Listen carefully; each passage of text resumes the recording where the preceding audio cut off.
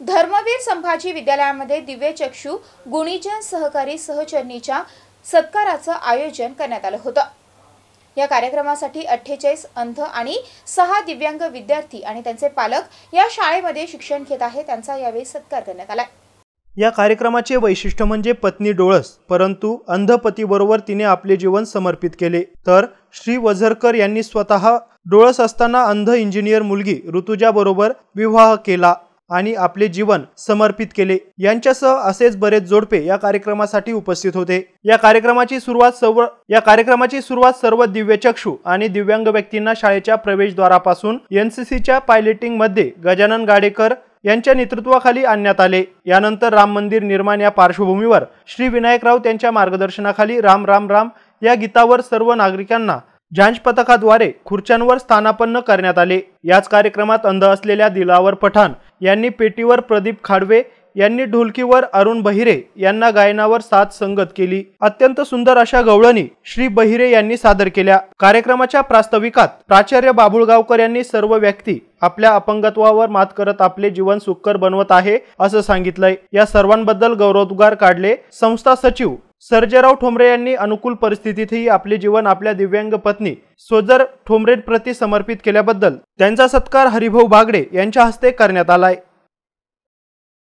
ही शाळा दरवेळेस नवीन काहीतरी पहिल्यांदा करते, त्याप्रमाणे याही वर्षी मागच्या वर्षी पण केला होता, याही वर्षी एक नवीन उपक्रम सादर केला। असं आता मला म्हणावं लागेल की चला एक गाणं आहे चंदमामाचं की चला जाऊया चला पाहूया शाळा चांदोबा गुरुजींची। आता असं म्हणावं लागेल चला पाहूया शाळा बाबुळगावकर सरांची। कारण या शाळेमध्ये मला पाहायला भेटलं की धर्मवीर संभाजी शाळा अशी शाळा आहे की माणसाशी कसं वागलं पाहिजे हे शिकायला मिळतं। मी देवाच्या चरणी अशी प्रार्थना करेल की असे गुरुजी आम्हा मिळा, करू प्रार्थना देवाची की असे वर्ग आणि अशी टीम आणि असे विद्यार्थी की जिथे कोणताही भेदभाव नाही। अपंग म्हणजे दिव्यांग म्हणून कोणी विद्यार्थी जरी असला तो अगदी दोष मुलांप्रमाणेच त्याला वागवलं जातं, ट्रीट केलं जातं, शिकवलं जातं आणि त्याला सन्मानाने पार उभं केलं जातं। मला इथे सांगावंसं वाटतं की माझे वरिष्ठ जे स्टेजवर आहेत गावंडे साहेब त्यांनी सुद्धा मला तसंच केलं। मला दोन्ही पार उभं करण्यासाठी त्यांचा सिंहाचा वाटा आहे हे मी सांगितलं तर मला रागील, पण मी इथे आता माझं खरं सांगतो की माझ्या घरी नळाला पाणी येत नव्हतं, तर पहिलं कनेक्शन जे कोणी माझ्या एरियामध्ये मला मिळालं असेल ते फक्त मला किंवा गावंडे साहेबांमुळे। आणि माझ्या मिसेसला म्हणजे मला जेव्हा मी जाईन असताना मला लोन मिळत नव्हतं, व्हेकल लोन मिळत नव्हतं, ऑफिस मला देत नव्हतं।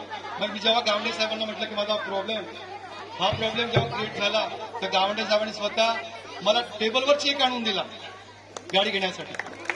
तसंच आणखी एक तुम्हाला मजेदार गोष्ट सांगतो, सरांना सांगायला आवडेल, मला आवडेल पण सरांना आवडणार नाही। जेव्हा रिक्षाचा संप होता आणि बसेस बंद होत्या तेव्हा आपल्या औरंगाबाद शहरात सिटी बसची व्यवस्था नव्हती,